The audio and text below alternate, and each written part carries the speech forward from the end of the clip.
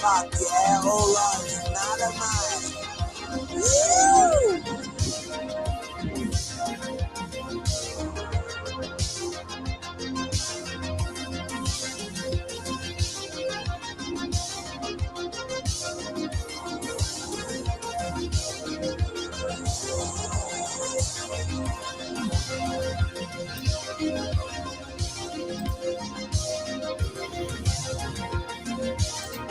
Yo, how's going, everybody? Thirsty fucking Thursday. Tim Wilms in the house. He's back. Hey. Ready to fucking use the brain for good and not evil, I hope. Oh, well, that's always my aim, unless I'm in a mood to mess with someone else's brain from time to time. Get you in a fit of trolling rage, Tim. And I did on the first episode of Brawler on the Brain. I trolled Jared Searby and Nick Patterson saying, did you know that they've invented masks which 5G signals can bounce off? and I'll get some for my balls. It'll be like a mankini. It'll be all I need, Tim. Why? Because you want big balls. Well, I've got to protect. Yeah, I got to protect them, mate. You know, the 5G will bounce straight off my special mask, my ball mask. You know, it's not a real thing, but yeah, I just thought that I could. It was. Yeah, see if they were. We should just sell it. We should just sell them, Tim. We'll become rich, and like the people who are like 5G doesn't cause cancer, they're all like. You just be like, no, this mask is just fully works and fucking you wear it, you're safe. Bang. Out of control. Oh, well, there's a little thing called the ACCC, which you could get into trouble with, which has seen the Zuck hit the nuclear button today. It's the Zuccpocalypse. Well, that was a bit of a tongue twister. No more news on Facebook, which doesn't really affect me because Facebook was already throttling the Unshackled's Facebook page, and you don't have a privilege of being on Facebook anymore. No, I don't. So this is the thing: the mainstream media has been fucking deplatformed from Facebook. Tim, they've joined the club. They've joined our exclusive club. I wonder how that feels for them, Tim, you know? It's amazing. I was laughing my head off. I was like, yes, this is fucking hilarious. Sucked in. Mainstream media, Australia, you fucking dickheads. Well, apparently this is like a major crisis in Australian news, information, and democracy. Well, I've just got out of 5 days of house arrest with Melbourne's snap lockdown. So waking up to this so-called crisis, it's like, lol. I love it. I reckon, like, you know what? We've got a lot of soft heads in Australia, Tim, and they read all these mainstream media articles. Are constantly bombarded with, I reckon it's fake news. I reckon these mainstream articles are bullshit, quite frankly. It's like, some of it's a subtle left-wing spin. Some of it's outright left-wing madness. And then you see the articles like all the weird and wonderful identity politics and things of that nature, where it's just fucking outright out of control. We went through a very slanderous and misrepresentative article on this program last week about Jared supposedly threatening somebody who had left a not nice or non-positive comment on a Facebook page, and there's since been a project segment about it and a follow-up article. No shit. Was it on the project? I totally missed that. Yeah, although it was when they had the Sydney B panel on the Friday night. So it was Peter Van Onselen. He was the Waleed for the night, and then there were these three other females who I'd never heard of saying, it doesn't look like we're doing enough for these far right extremism. I'm not sure if you've ever sat through the project, but afterwards the panelists, they sort of give their 2 cents, and they're sort of like, yes, oh, something needs to be done. They all agree. They just give like the NPC nod, you know. Yeah, the project is, it's a 21st century, a current affair today, tonight. Mate, that's what this show is, but we're just on the other side of the spectrum, mate. You know what I mean? Well, this is... political spectrum, not the autistic This is like the footy show. And I'm like Red Dragon. Your favourite. Is it? Fuck it, wanna be, Tim. I seen Tim Wilms without a shirt on tonight, people. He had... The hair was like Red Dragon. Thick. Well, the reason why... Not as much of a beer gut, but you've got a pretty trim, fit body there, Tim. Oh, thanks for flattering me. But yeah, the reason why I was in a state of undress before the show is because it's 30+ degrees here in Melbourne tonight. It was 30 yesterday, 30 the day before. It's going to be 30 tomorrow and 30 Saturday. So it's been a particular scorcher, which even made it more ridiculous during the it wasn't a lockdown. It was a 5-day circuit breaker action.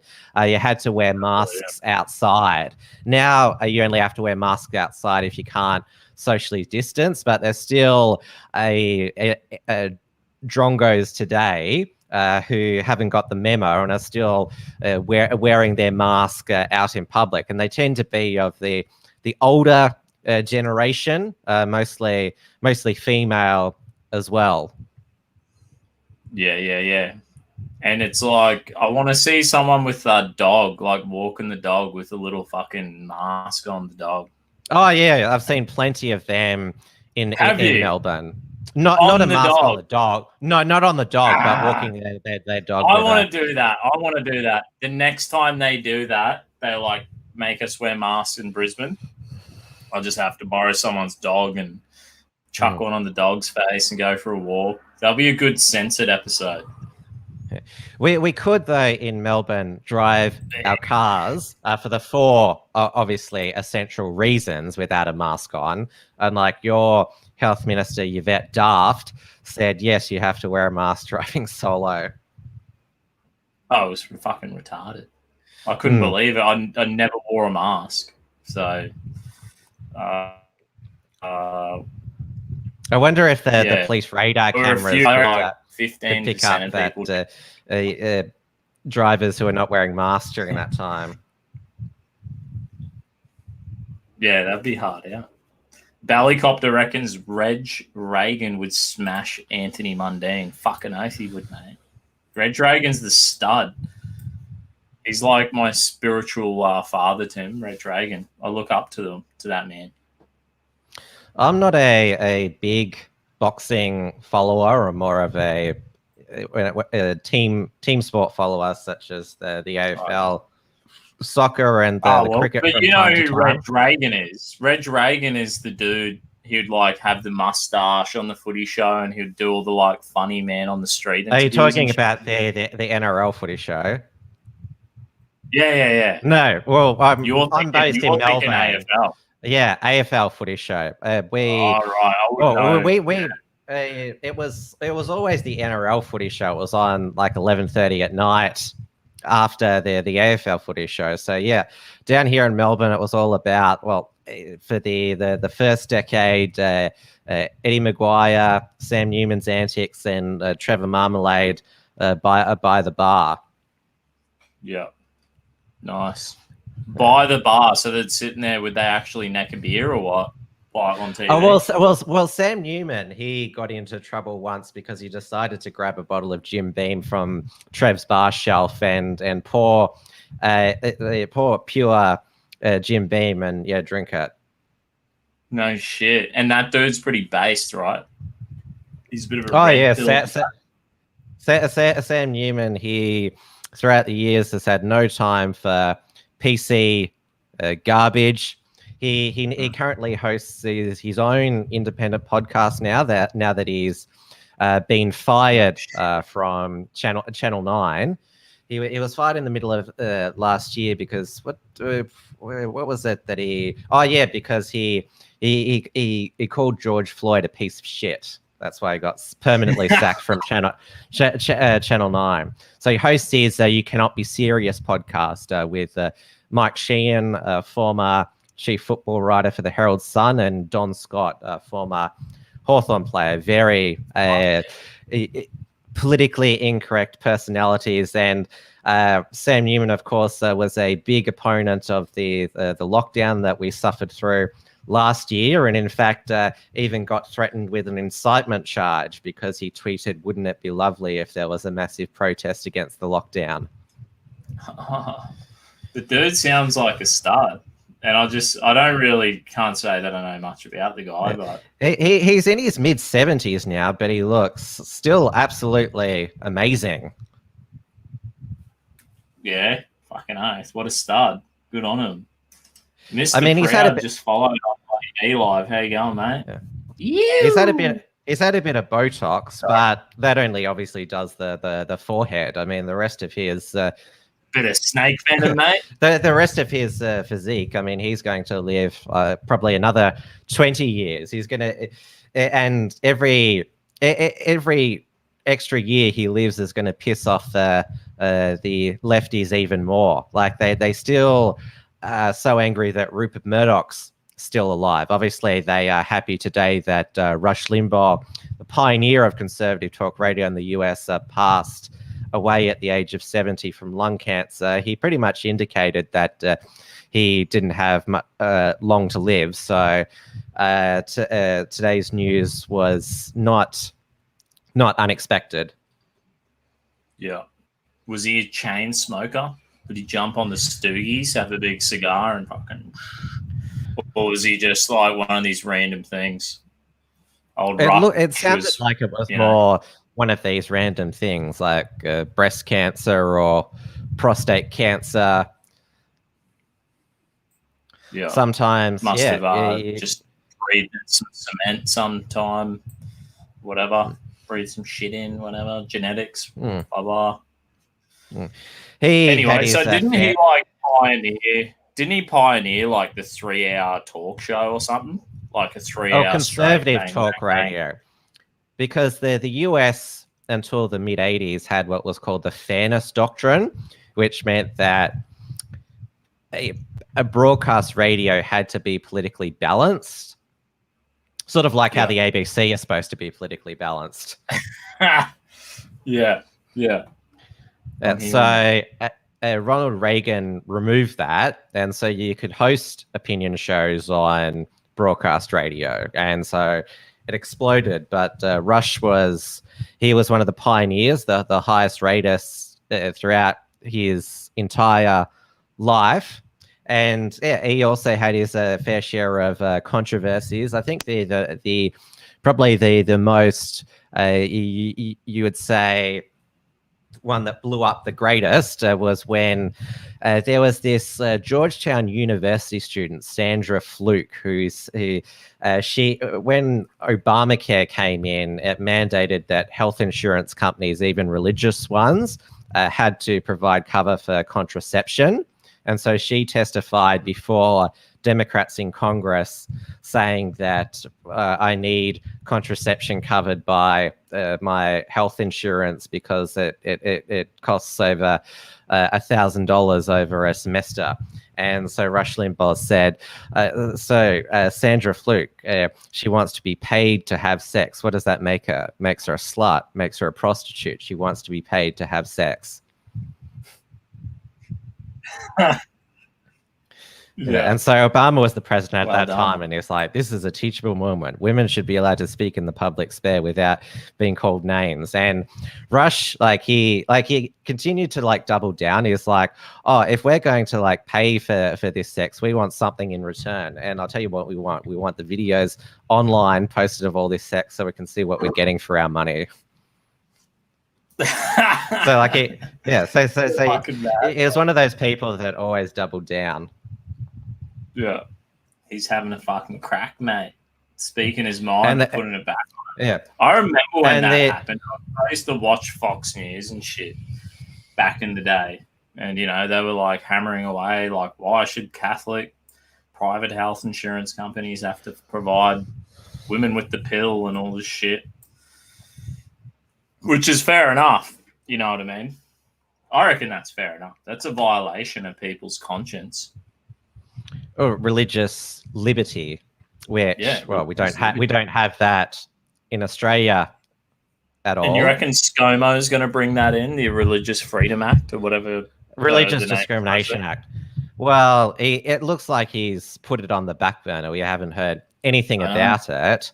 But meanwhile, Dan Andrews, as soon as the coronavirus cases flatline, he gets back to his cultural Marxist agenda, passes the conversion therapy ban. Next up, there's the Racial and Religious Tolerance Amendment Act, which adds to protected attributes, gender, sexuality, gender identity, disability as well. So didn't you say the name had something Disability and Religious Act? Didn't you say something there was something religious in there?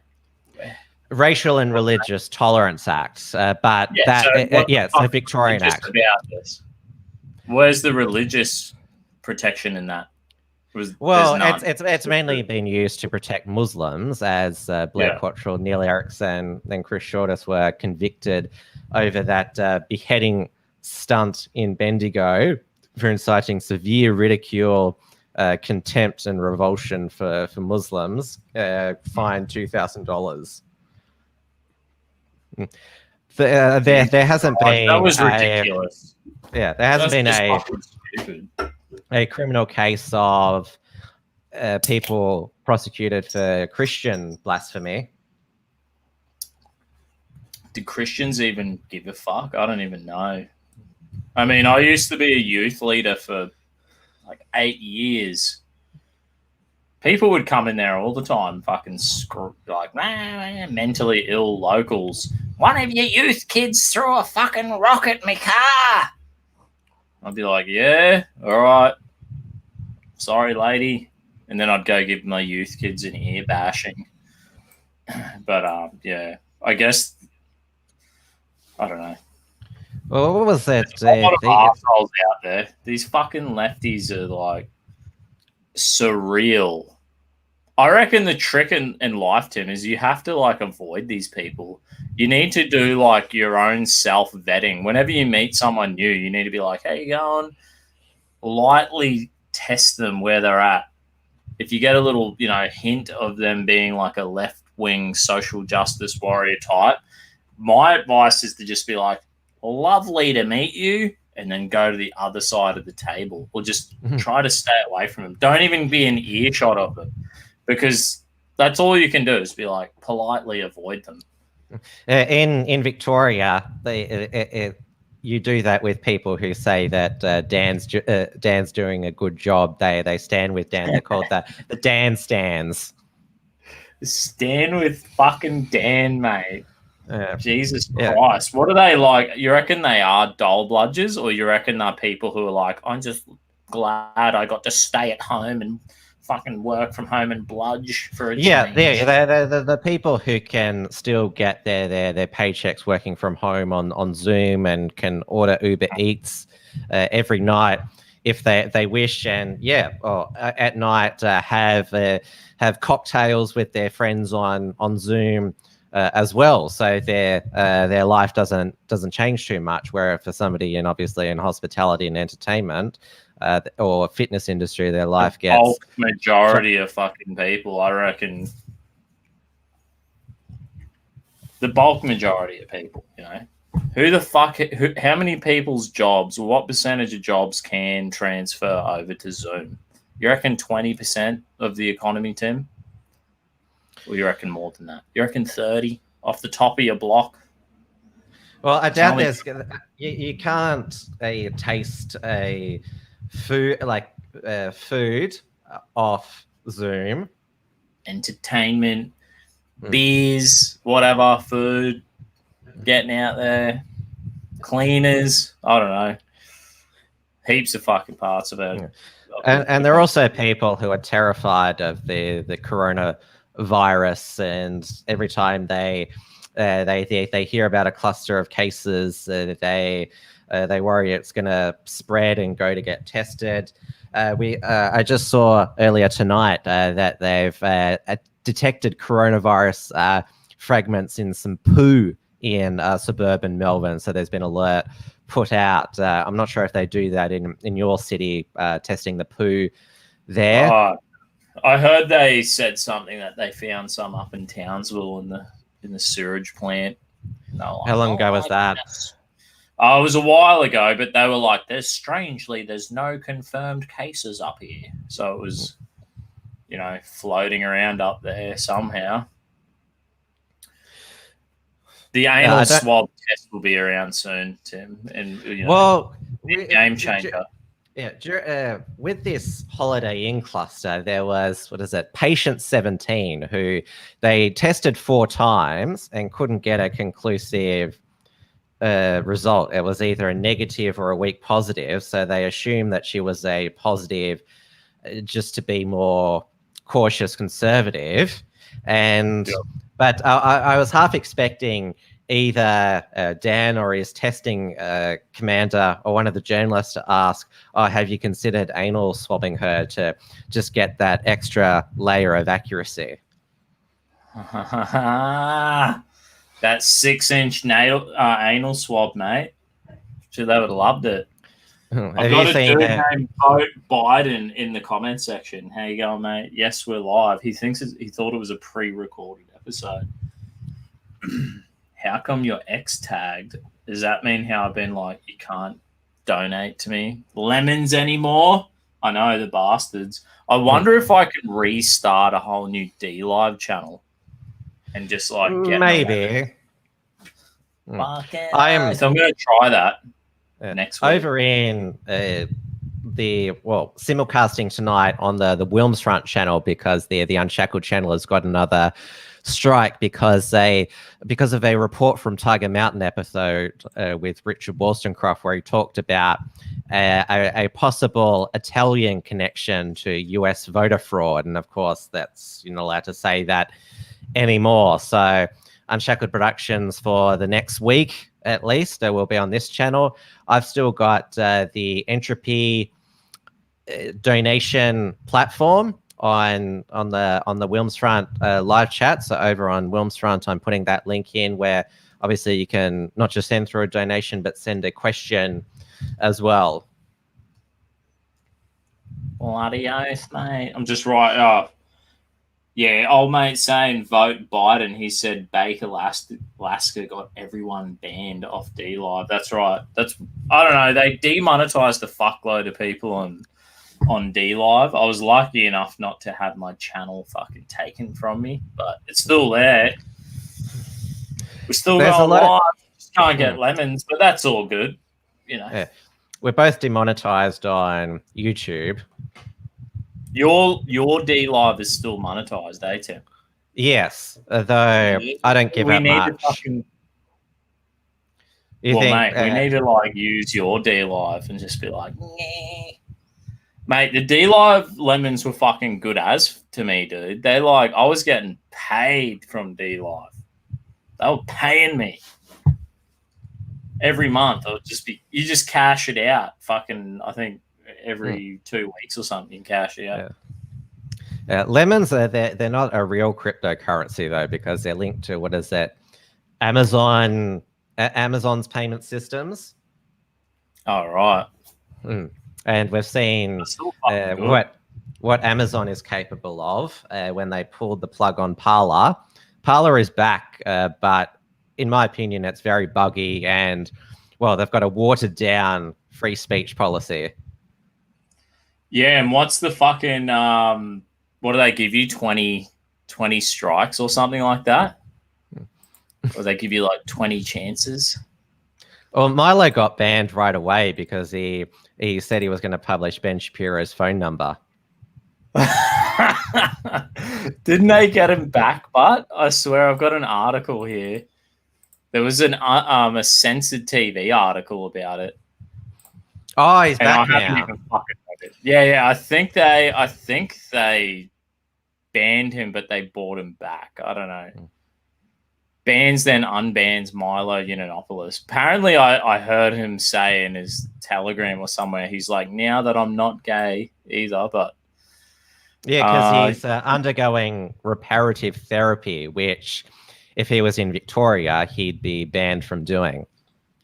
Is he actually? Is he going through?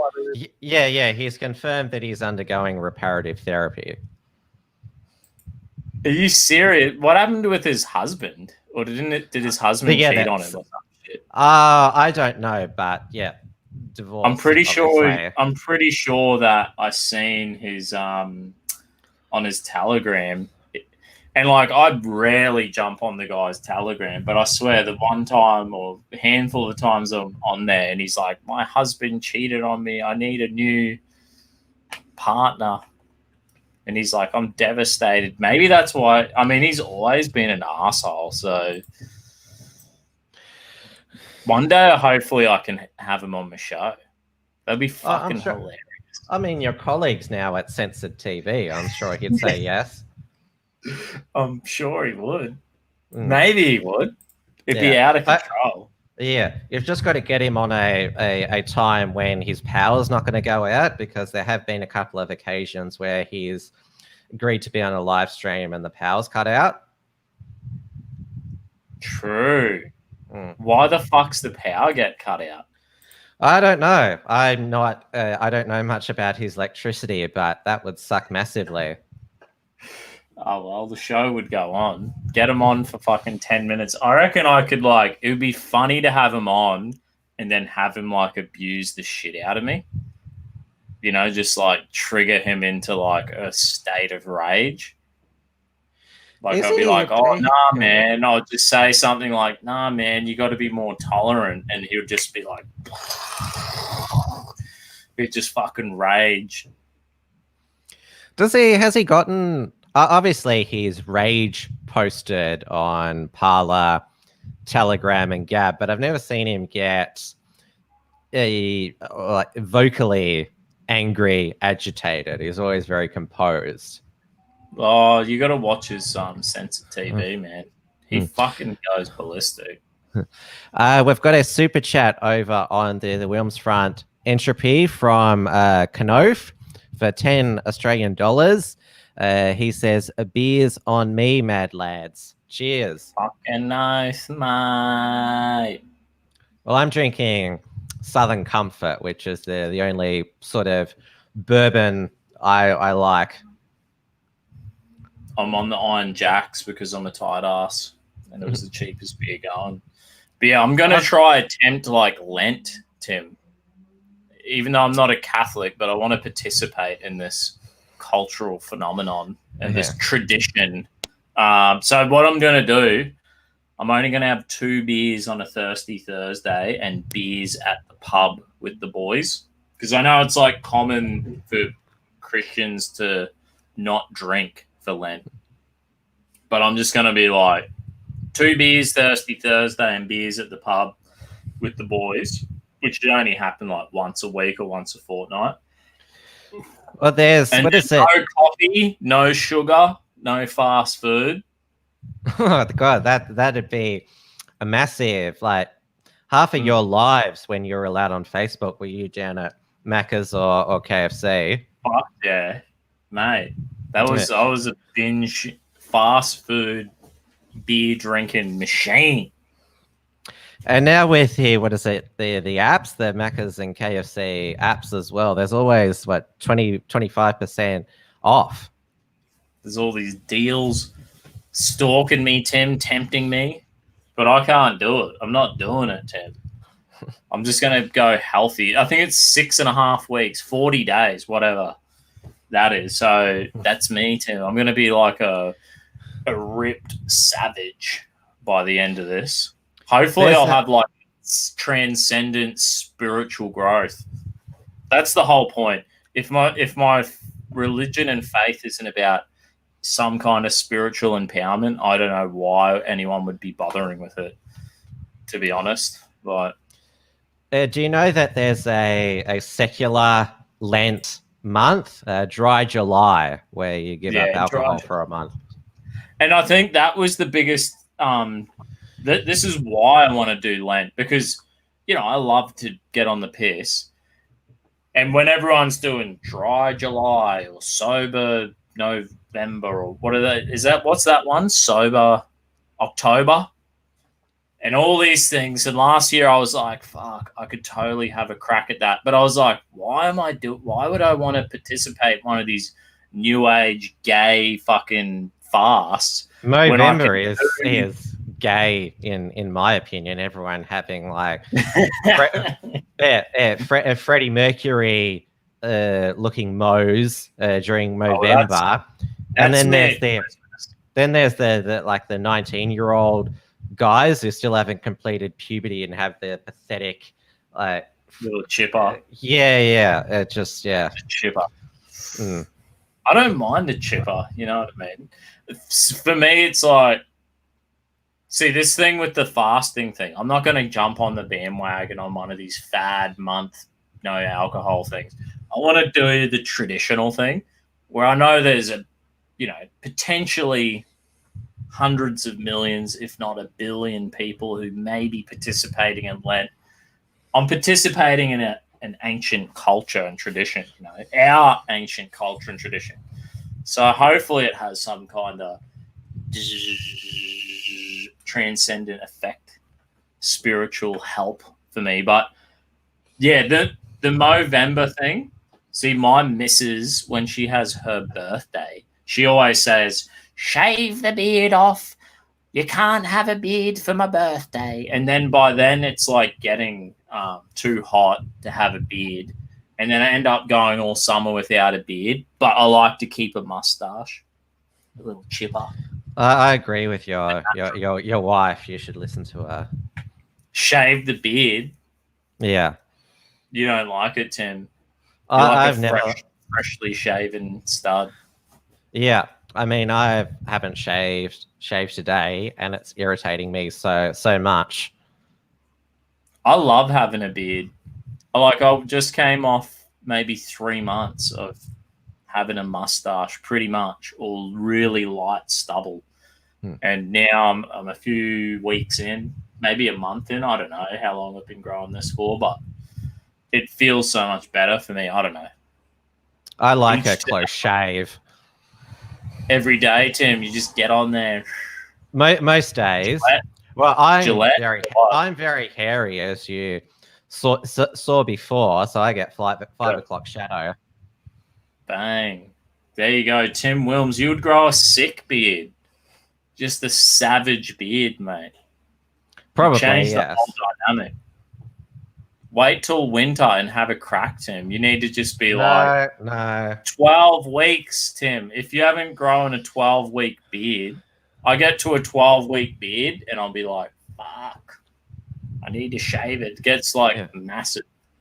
If you did a 12-week beard, it would be huge. What would you grow a 12-week beard for? $1,000? Oh, yeah, do it for that. Yeah, 500? 500? 500? No, not 500. No. 600? No, 1,000. 800. Okay, 800. Meet us in the $800. So this winter, we're gonna try get $800. And Tim, you have to go 12 weeks. 12 weeks. You would be a fucking savage, mate. You'll bring the caveman out now. There has been a few people in the public eye who've been clean shaven for years and then grown like a massive beard. The one that comes to mind is, I'm not sure if you've ever seen on Sky or the ABC, Simon Breeny, who used to be with the Institute of Public Affairs. He looked like Harry Potter with his clean shave, his slick hair, and his round glasses. Then he grew a massive beard, and I guess he turned into Hagrid. It was such a change. What about Mel Gibson's beard? You like no, but there's another a person in the public eye who's gone from being clean shaven for so many years for the massive beard. Alex Jones when he grew a beard. That was a fucking good change. That was a great change. He needs to shave that head, go chrome dome, beard. Yeah, but his beard, it's still in like perfect shape with his face and head. Like it's not wild at all. Yeah, he keeps it under control, Alex. It just merges into his face. Do you ever listen to his fucking Infowars.com or not? From time to time. Obviously. Randomly tune in once a month for a little taste. Because you can still get, even though he's banned from Apple Podcast, if you get the RSS feed and put it into iTunes directly, you can still get it. But obviously, Alex Jones is one of those people like flogs his Infowars stores products every 5 minutes, man. Yeah. What is that? Fluoride shield. That's it. That's his most. The pollen blocks going off the shelves at the moment, mate. It's out of control. Well, I listen to at the moment a lot of the Trump-aligned conservatives, Rudy Giuliani and Dinesh D'Souza. They've started their own podcasts, and the most common ad you hear from them is for MyPillow, because I remember the MyPillow founder Mike Lindell.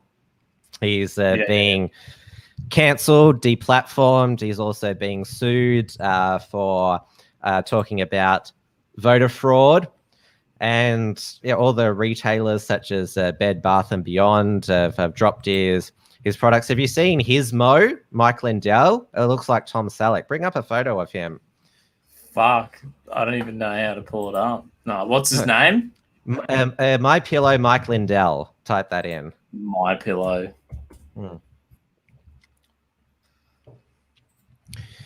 I'll just go images. Yeah, just go images. Where the fuck? Oh, yeah. Right. I can see him. I'm pulling him up. We're pulling him up, mate. MyPillow guy. Here he is.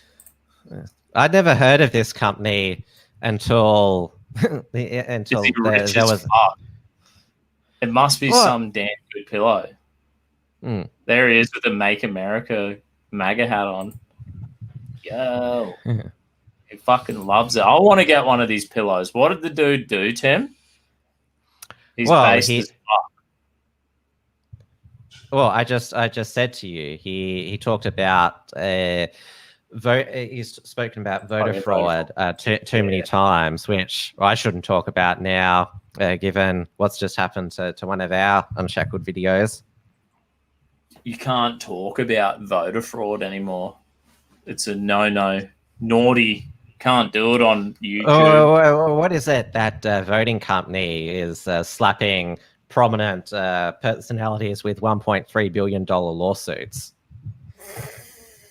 Dominion. Yes. Dominion's going after the real money.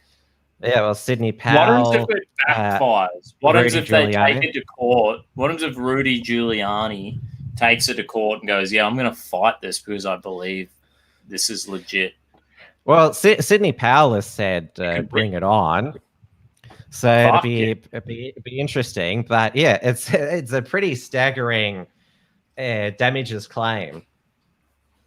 $1.2 billion. No one's going to want to use Dominion voting machines anymore. That company's done and dusted. Yeah, which is which is why they're going after such significant damages. Because there's no way they're ever going to be able to regain that credibility. That's why people storm the Capitol, because of that stupid fucking voting machine. Well, I wonder if they've decided to sue the individual memers of the Dominion voting machines. That'll be next, Tim. I have not posted one of them memes. I didn't create any of them memes, Tim. Just a disclaimer. Yeah, disclaimer. When the election happened, I did my first ever. I got invited on to get off my lawn, and had like 5 minutes on there talking shit, and I was like, yeah. And even though like Trump lost, I was just like, fucking yeah. Like I got on Gavin's show, so I was just so happy. I didn't care. How selfish of me, eh? Like a kid. Yeah, I remember during Gavin's US election night stream, there was a power failure there. The TriCaster failed midway through. Oh no shit! What's up with all that dodgy power outages? Needs a generator.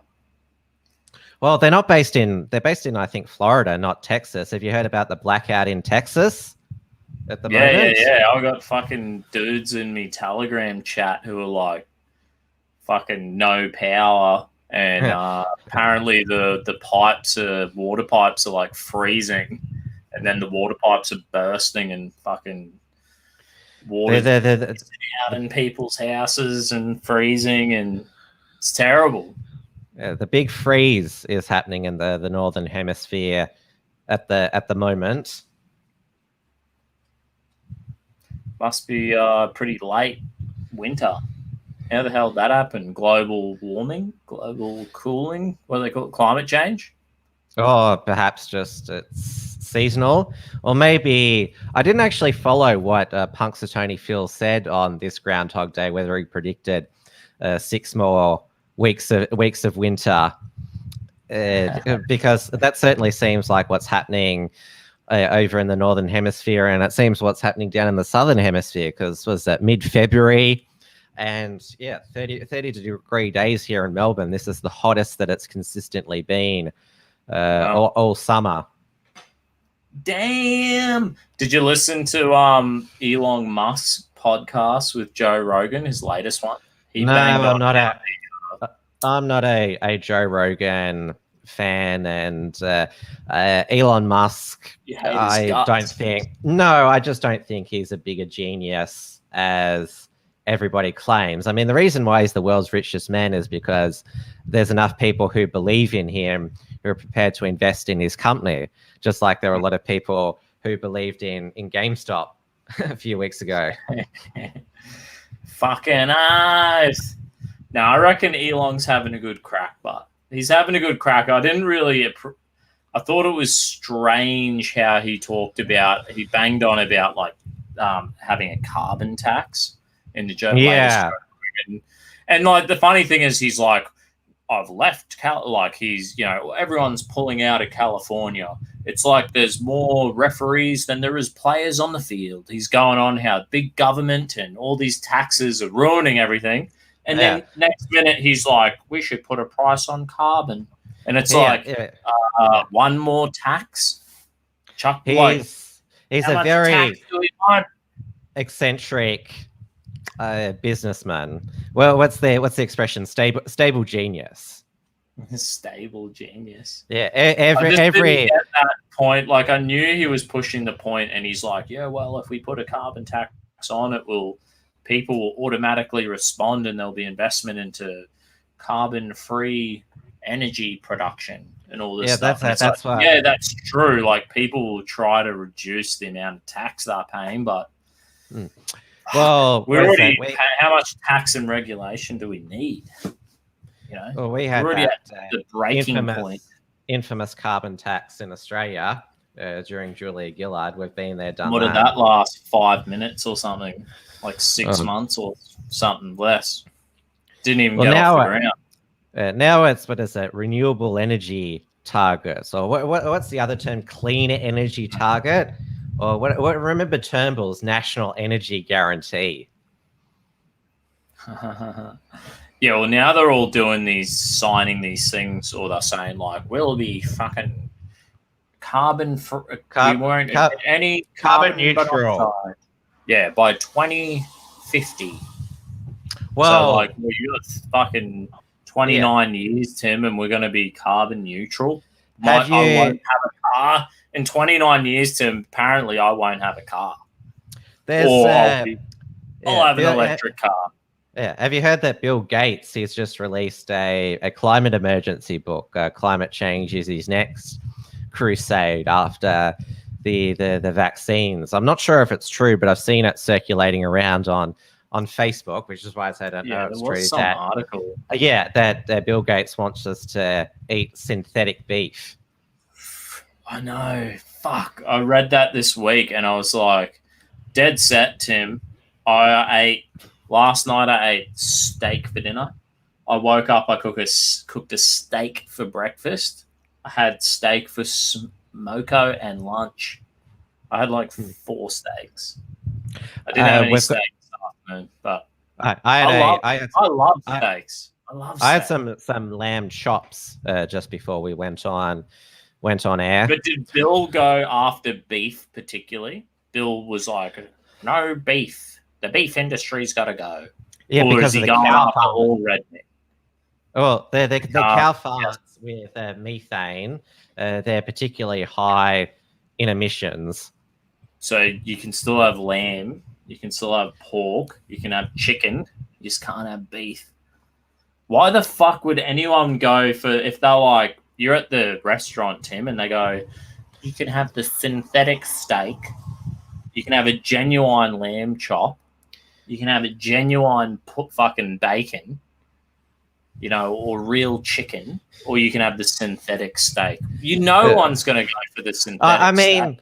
Remember through the panic buying of March 2020, like people went for all the meat, but left the plant-based fake meat. People were fucking... They were being pretty stupid, Tim, but they're not idiots. You know what I mean?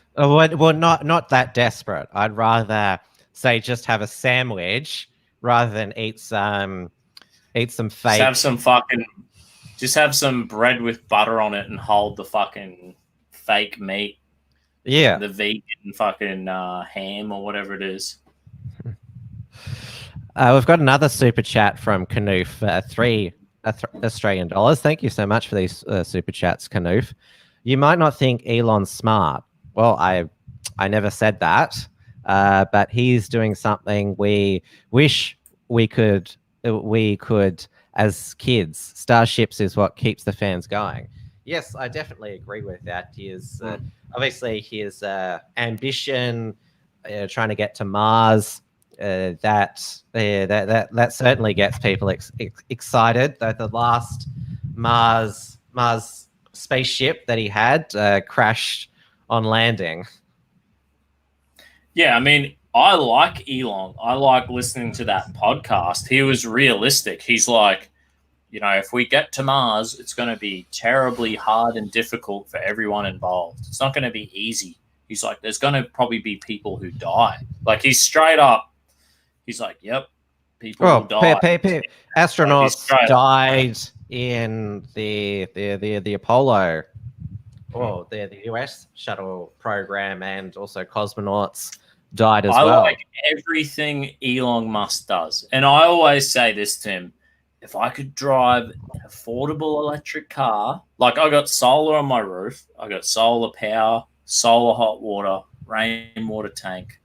If I could have a battery pack and an electric car, and if I didn't have to buy any Muslim oil, I'd do it tomorrow, Tim. If it was affordable to buy one of these electric cars, I'd do it. Because I don't like buying fucking halal oil either.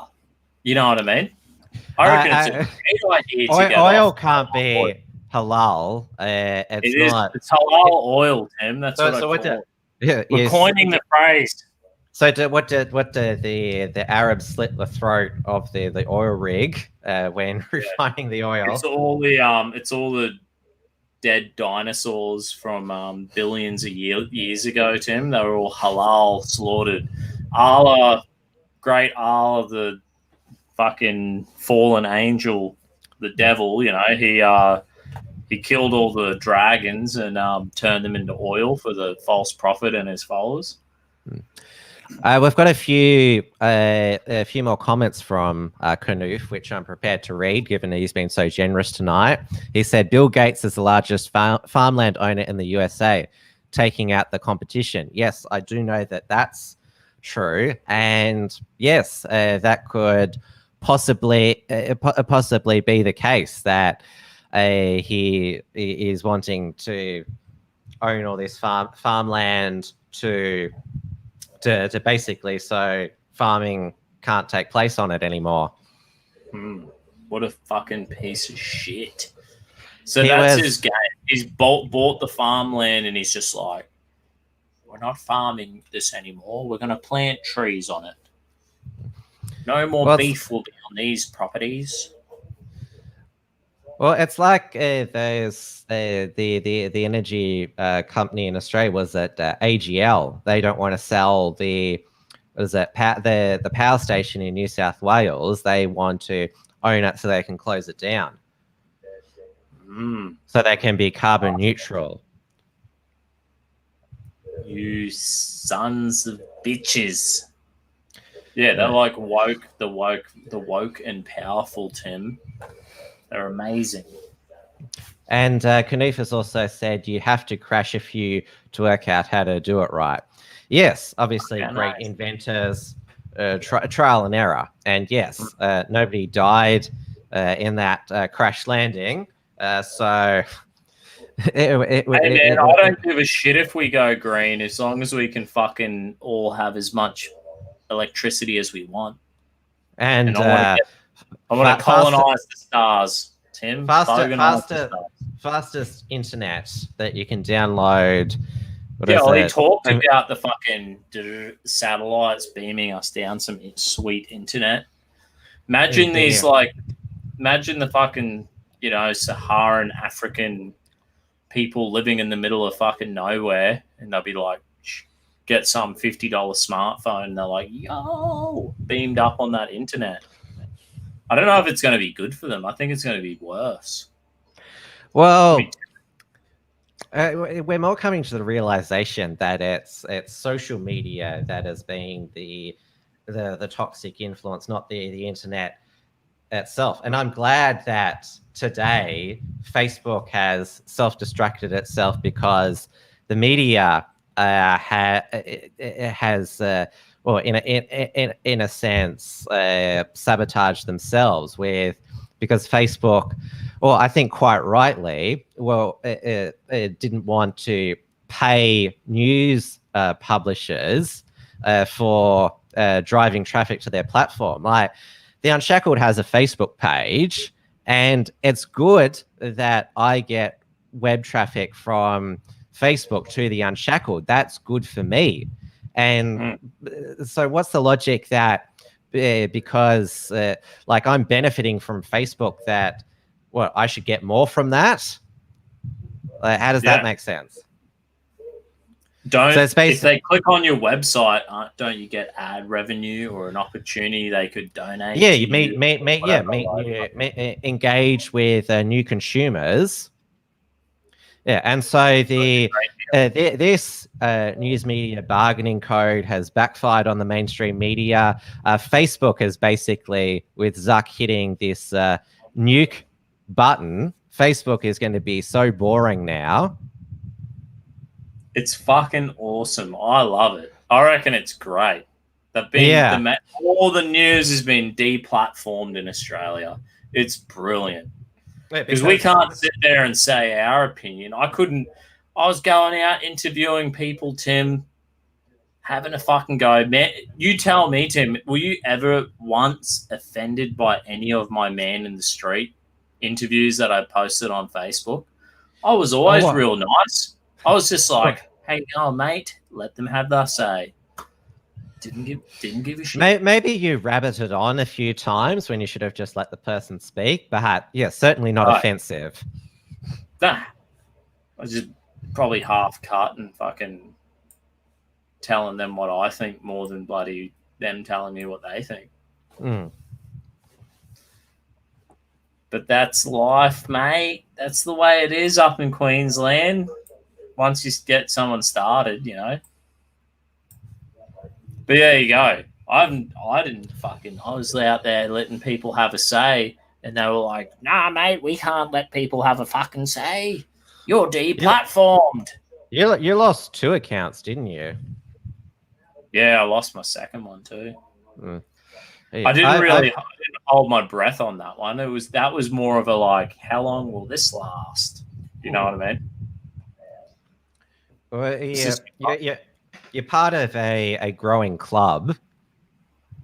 Oh, now we're all in the club. The whole Australian media is in the same club, Tim. And how long do you predict this will last for? Do you give it a month? It's going to be an interesting standoff now, which we should just get the popcorn out, because who's going to blink first? Because Josh Frydenberg and Greg Hunt today were like, how dare Facebook do this? This is an attack on freedom and democracy, abusing their power. What happened to Facebook as a private company? They can do what they want.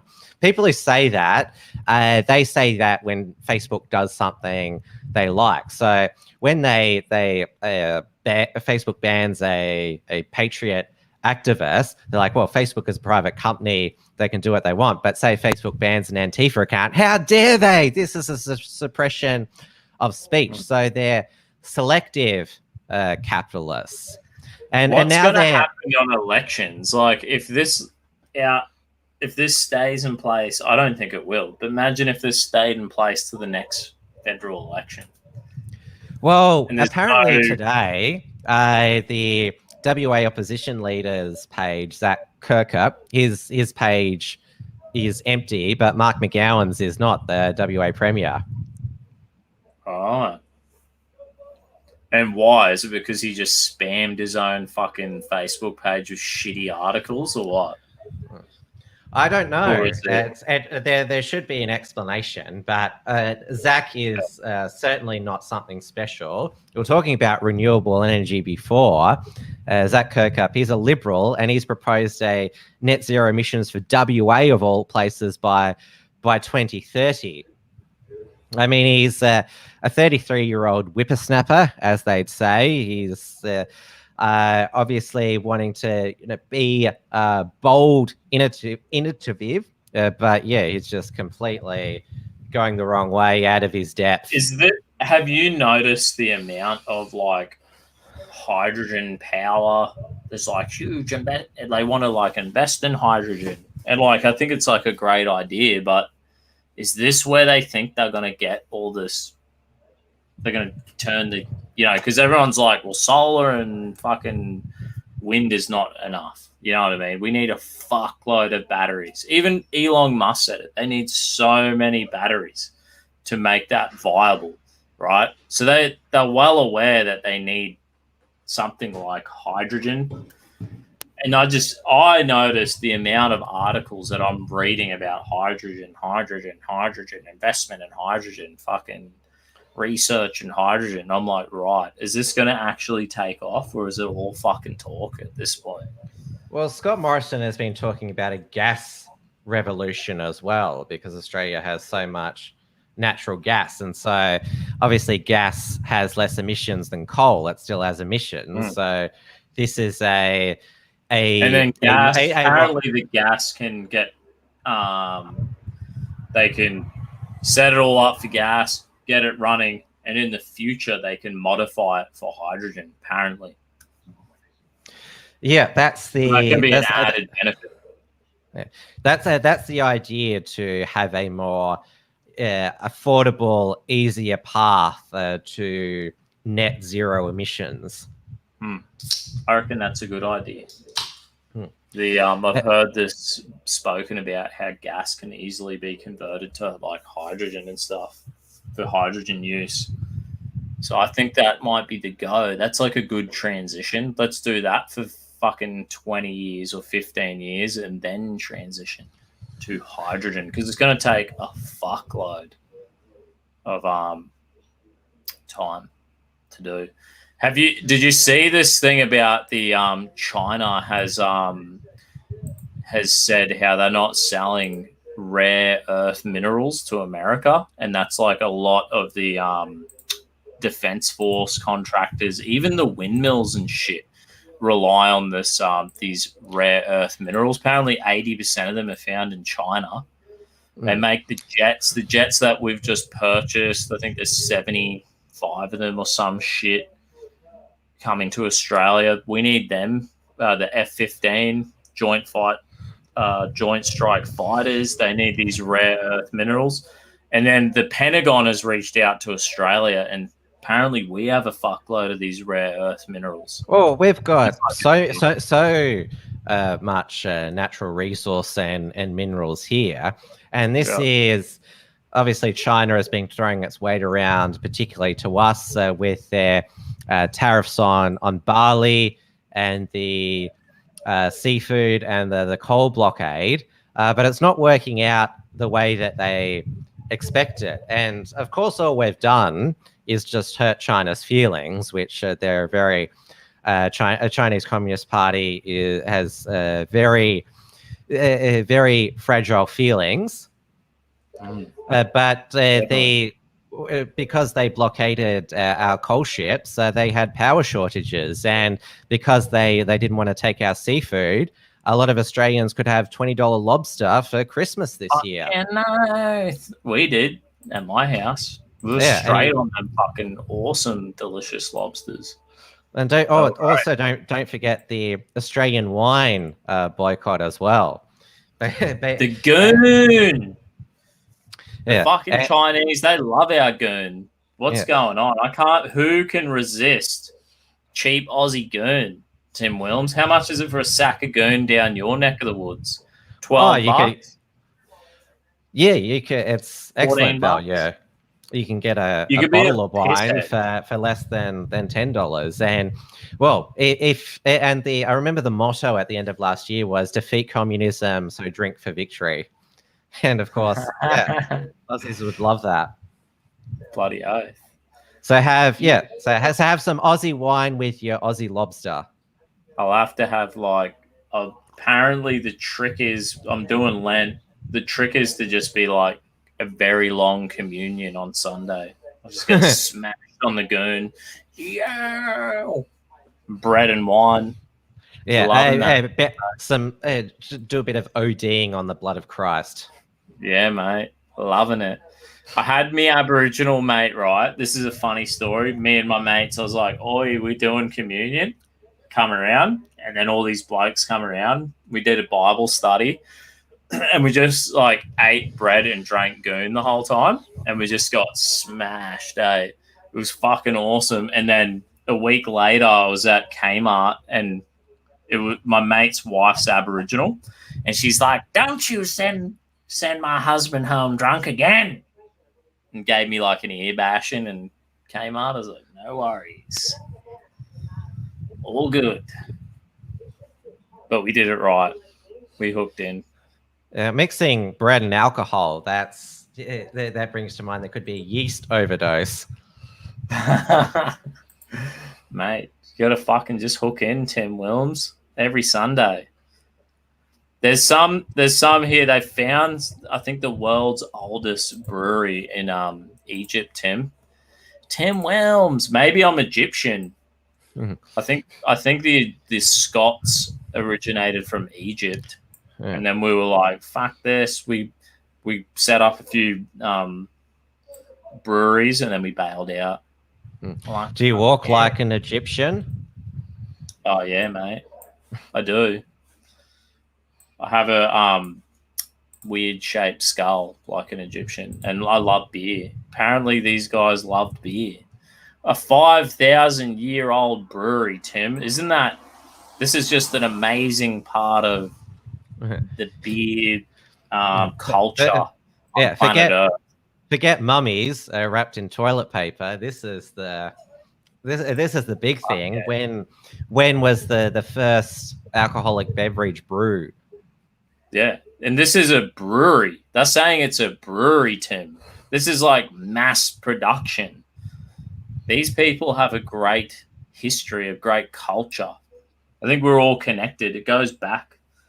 You know what I mean? It all goes back, Tim, back to the Mesopotamia somewhere where we just somehow we decided to get out of there. And we're like, fuck that. We're bailing. We're taking our secret brew recipe and we went to Scotland and wherever. Where are your ancestors from, Tim? Germany. There you go. Bang. Another fucking beer-loving people. Yep. Look at these amazing ancient Egyptian pissheads. Yeah. Did you know that in Germany, the legal age for drinking beer and wine is 16? For spirits, it's 18. Like, imagine. That's, that's fucking sick.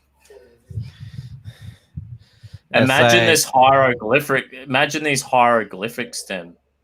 If you could read ancient Egyptian, dude, it would just be like Thirsty Thursday. It's they've carved in a Thursday episode.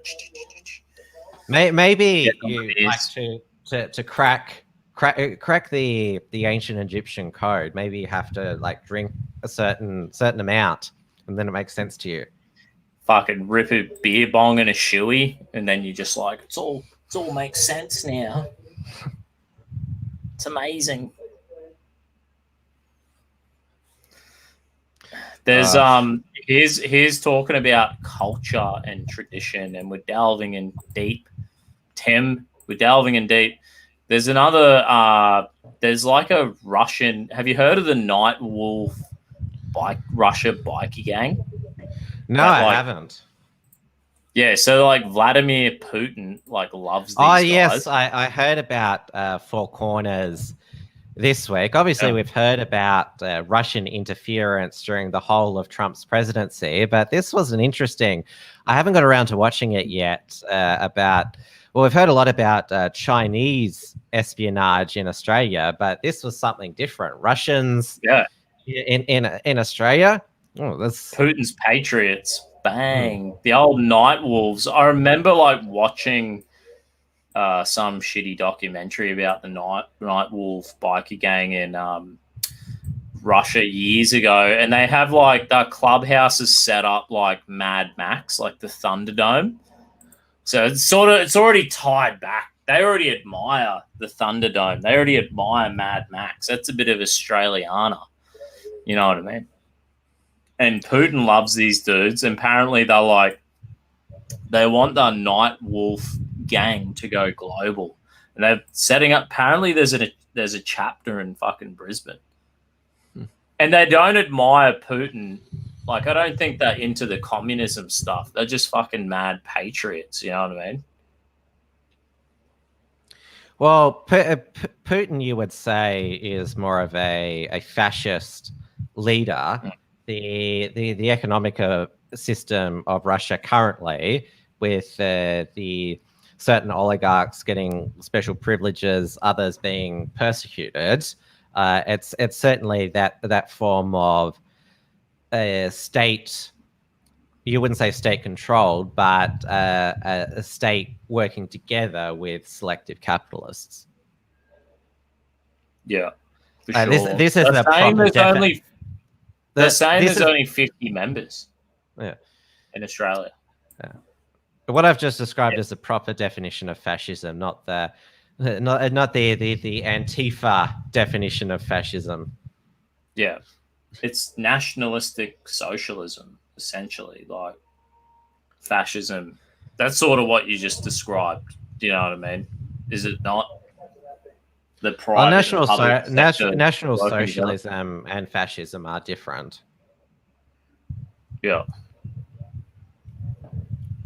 I feel like some of these things where like communism and national socialism or fascism, the brand's been tarnished. There's something where you just have to give up on it and throw it away and be like, well, I'm a libertarian, always have been. So the pure free market system is what leads to the greatest standard of living and greatest freedom as well. Yeah, I like the libertarian way of doing things. I like conservative. I prefer conservative stuff because I was raised with conservative values. Yeah, conservative values. Personally, like, but I feel like I hate the idea to have it forced on someone. I like the idea of it being voluntary, but at the same time, like, you don't have children and raise them up to be like fucking no personal responsibility and just living fucking out of control. That's the way I was raised. And I quickly learned, like, that's a loser lifestyle. A pure hedonist lifestyle. Yeah. You need to have a certain amount of personal responsibility and family values and culture and tradition. And sometimes you can't reinvent the wheel. If there's a way things are done, there's a reason why it's done. People worked it out through tradition and culture. They worked out family and marriage and society and hard work, and you know what I mean? Keep it simple. These are the winning. There's some like winning, time tested true things that you just can't break the mold. The mold's unbreakable because outside of some simple conservative family traditional lifestyles, things fall apart. Things just fall apart at the seams. So there has to be, though, have a beer, have a laugh, fucking enjoy yourself. But I always go back to the basics. Do you know what I mean? Yeah, well, the working class family, or it should probably be called the building class. I mean, they're the ones that have constantly built the advancement of our civilization. Like when electricians, plumbers have come to work on my property, is like I'm amazed at their skills. I mean, they're one of the main people who are able to facilitate what we're doing now. Obviously, the plumbers to make sure that when my tap turns on, water comes out and I can flush my toilet and the waste goes to away from my house where it needs to go.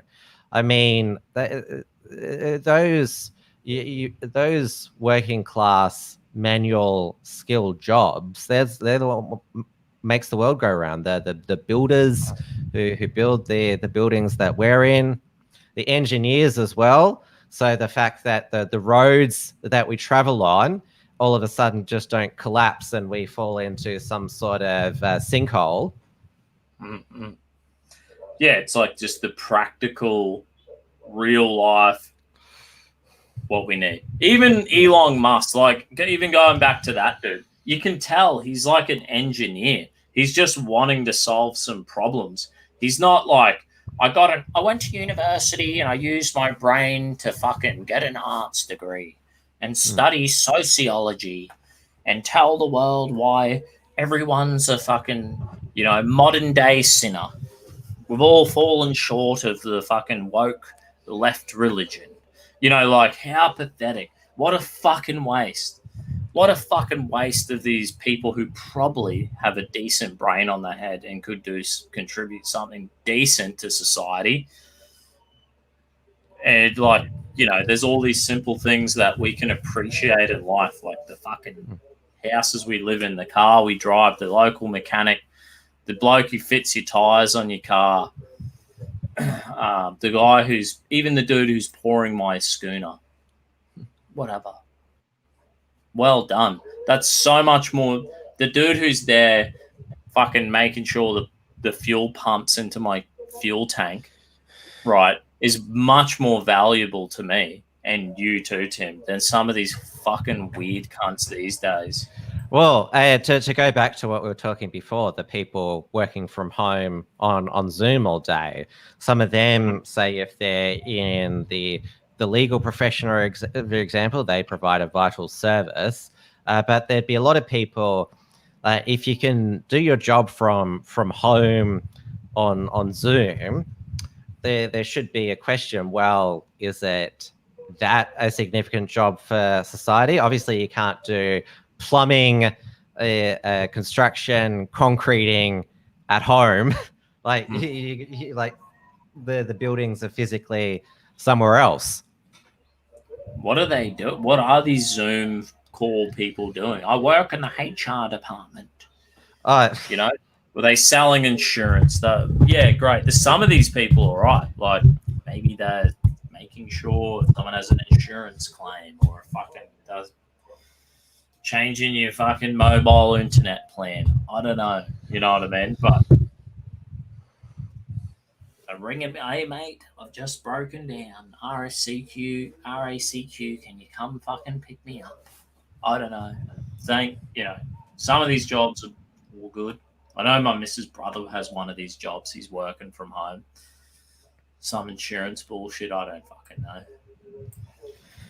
And obviously those sort of, you would say, service jobs that have emerged out of our legal regulatory framework, yes, they are important to the overall advancement, facilitation of our society, but they've been brought about because there has been these constant builders advancing things. I mean, Look at this for a segue into what we're talking about here. Have you heard of this one? Oregon promotes a program focused on dismantling racism and mathematics, saying it says finding the right answer is a sign of white supremacy. This is the academic intelligentsia people who are gone beyond the scope of the practical realities of life. No one's going to be fixing our fucking pouring a slab of concrete without having the right maths. Yeah, mate, I just ordered 4 cubes of concrete. Can I just insert a geography lesson into this maths lesson here? What is the biggest city in Origin? I have no idea. Portland, which is the birthplace of the modern Antifa movement. Roasting there you go. So imagine my shock that the state of Oregon is promoting this, coming up with this bullshit. Critical race theory now ruining maths.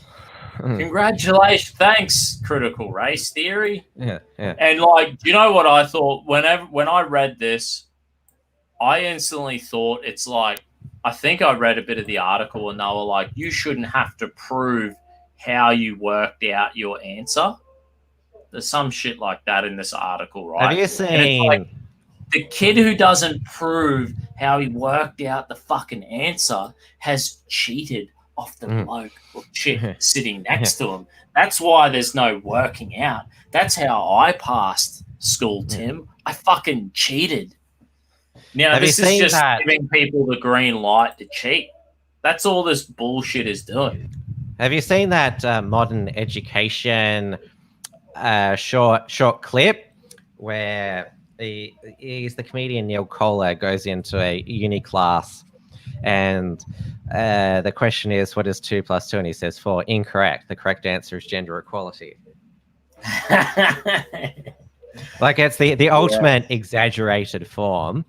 We've got another super chat here from Canoof who says, I work from home full time. I keep the infrastructure alive for 300 jobs. That's excellent. And that's what I was talking before, because our infrastructure building system has got so advanced. There's a need for people such as yourself to facilitate and organize that. The point that we're making, that the actual building still needs to take place in the field. But yeah, you are certainly the work from home person who is certainly vital. We were talking about there's many work from home people which we sort of question, well, if it's something that can be easily done at home, it's certainly worth raising the question, how is important of it. But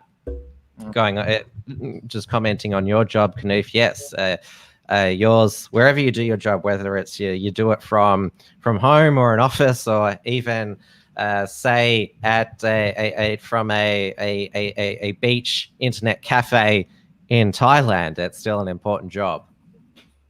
But still need those That's where I'll be going. real life people in this is the point that we're making, in like building the infrastructure as well. Yeah, it's just not being the people. Sort of what we're saying is the people who are out there going like, I fucking love working from home and lockdowns are so good. We're saving lives. And it's like, and this is, what percentage of the fucking employment, what percentage of the economy can do that? I can't do that. I'm a concrete. I can't go do that, Tim. You know, a lot of my mates, they can't work from home. So it's all these like people who just love, you know, we're not hanging shit on the people who are whatever engineers and fucking even selling insurance or helping us have our internet hooked up. They're great. But it's the HR department people who are like fucking making sure there's a gender neutral fucking there's no transphobic language happening on that job site or whatever. Yes. You know? They're the sort of people that we're talking about. Fucking piss us off. Like, I'm amazed just with my own experience, the amount of like what I feel is unnecessary bureaucracy within a private corporation. We hear about it in the public sector, in government departments, but it's still the case in these private corporations. And I'm thinking here, oh, you've got to talk to this person in this department. You've heard of these things. Oh, you've got to speak to this department and that. Like, why is this all necessary? Bureaucracy, Tim. It's because that's creating that job for them. You know what I mean? Did you hear about our mate Israel Folau? They're fucking like rejecting his bid to come back. I heard the NRL. Yeah, they're kind of cracking the shit at our boy Izzy. Well, did we speak about him last week, that he's only allowed to play if he's gagged on social media? Yeah, that was the condition, and I think that was it the Dragons or someone they kind of got a bit cold feet. But Israel Folau has taken the matter into his own hands. He wants to organise a meeting. He wants to see if he can have a crack. Like, I'd be I want Israel Folau. I think the fans need to speak up. Israel Folau wants to sit down with NRL bosses and ask them face to face whether he has a future in the code. Come on, Izzy. We want him back. We want Israel Folau back.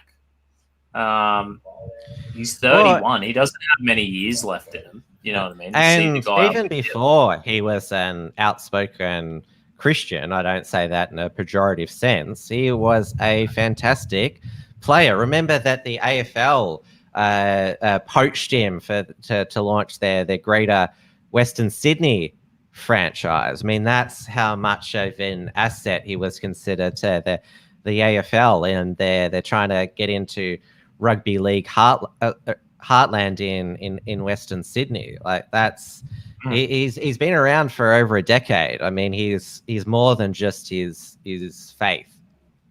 Yeah. And how many people in our community, what about like the people who love rugby, right? There's a lot of Pacific Islanders out there. There's a lot of Christians out there who probably share the same kind of faith as him.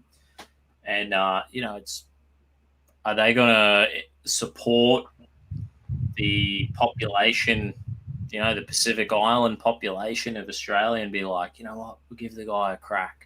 Or are they going to like discriminate against them? I reckon it's discrimination. It's dead set Christian discrimination. And it's on the verge of racism. I call it racism when they discriminate against Christians, because we're like, if you're in the Christian faith, it says we're in the family of faith.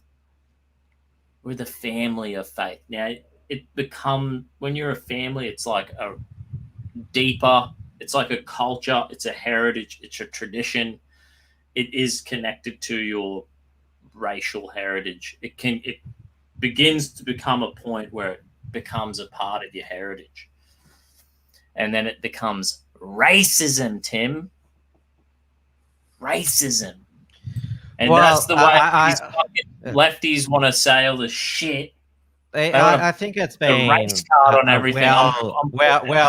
Well argued that religion is not a race. I mean, religion still is ultimately a choice, but I certainly wouldn't. The only time I judge somebody on their faith if they're threatening to take away my liberties or threatening violence, that's when I would judge somebody for their faith. Of course, that's totally reasonable. It's going beyond voluntary. It's an involuntary interaction. But you shouldn't have to have you're born, like the race that you're born. That's obviously not a choice. We don't have a choice if you're born. Period. We just sort of, we don't really remember much how we came into this world. A lot of our early childhood years are a blur. We can't remember how exactly we came into this world, if we had a past life or something. But it's certainly an active choice if you want to be a Christian or a member of any other belief system. Well, yeah, that's true. That could be true. But if you understand the scripture, this is the thing. They go on about multiculturalism, Tim. Well, it's about time these people who tell me about multiculturalism and start listening to my culture and start understanding our culture. Because me and Israel Folau, we're part of the family of faith. We're united. Jesus said, make disciples of all the nations. He said, you have to be born again, born of the Spirit.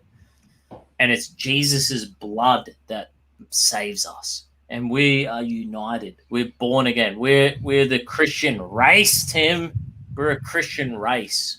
We're a race of people, and they're being racist against us.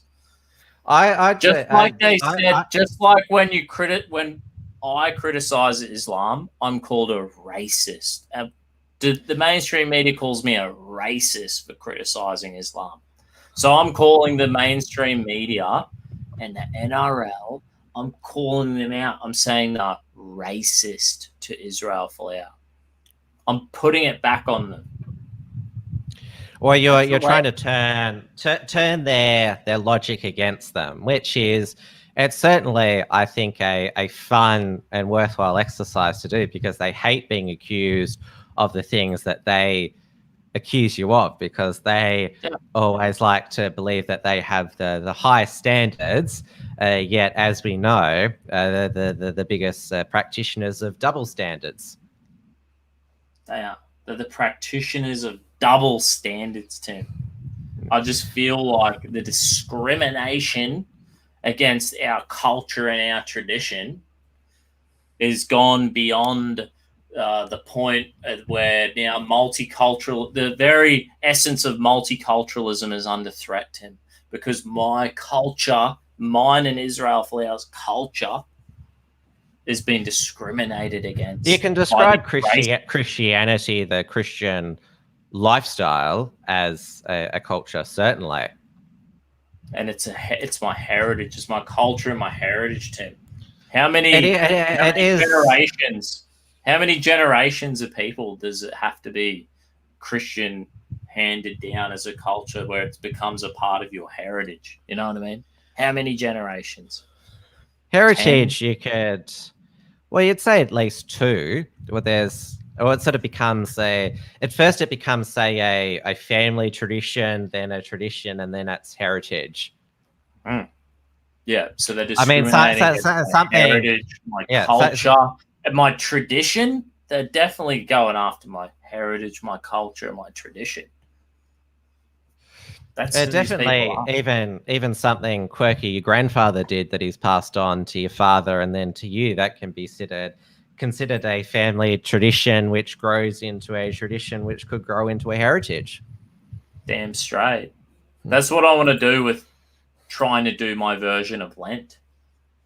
I'm starting it annually. I'm going to keep it going. Try to have a time where I can cut back on my booze because I love drinking. Well, I'm not gonna make this a permanent lifestyle choice to drink less or to not drink coffee or not eat fast. It's discipline. Yeah, I need to have a little bit of time where I'm reflecting on my culture and my tradition and my heritage and saying I want to participate in that. I'm going to participate and I'm going to have a crack. 2 beers. I only had 2 beers, Tim. You. Look at me. I had what is it? I had two mixed cans. That's what I had. There you go. What a pisshead. You didn't even do one chewy. No. I know. But that's like one chewy, one beer bong. It could have been done in like a minute. I just slowly possibly, but I like to still be, when I'm broadcasting, still have my significant wits about me and still able to dig up my significant brain, as you said at the beginning of the show. Yeah. You got to use it all, Tim. Well, I reckon we've hit the hour and a half. Yeah, we have done for the night. And thanks, fucking everyone. Thanks, D Live. Thanks, YouTube. Yeah, maybe next week we might try a different D Live. Yeah. And thank you to Canoe for the total of 16 Australian dollars in super chats. It all helps, and you certainly had interesting things to say. He says later, lads. Hopefully we see you again next week. Well done. Rightio. Thanks, everyone. Cheers, Tim. Catch us next Thursday. See you then. Yeah.